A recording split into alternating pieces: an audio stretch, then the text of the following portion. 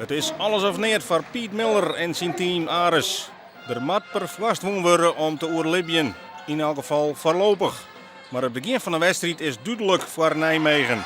Ze zitten met scherp en via Markel Humphrey komt de Nijmegenaren op 0 voor. En Ares die kan daar net een soort voor stellen.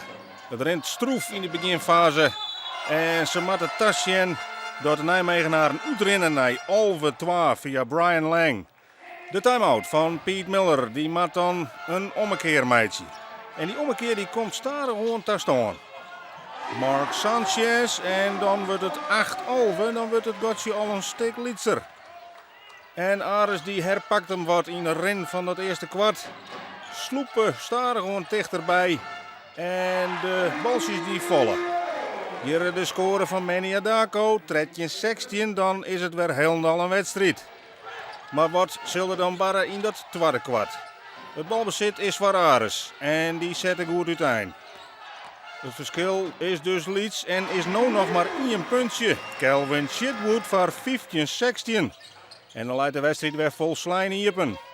Maar Nijmegen zit maar scherp. Benamen de 3 punten ben goed verzorgen. Thijs Vermeulen. En Nijmegen rent uit naar 5 punten voorsprong. Maar Ares blijft in de wedstrijd. En ook daar valt dan eindelijk de 3 punter. Het is van grote afstand Todd Brown. 27-28, nog maar 1 puntje. We zitten vlak voor de eind van het tweede kwart. En daar is zelfs de eerste voorsprong voor Ares via Manny Adako. De laatste seconden van de tweede helte.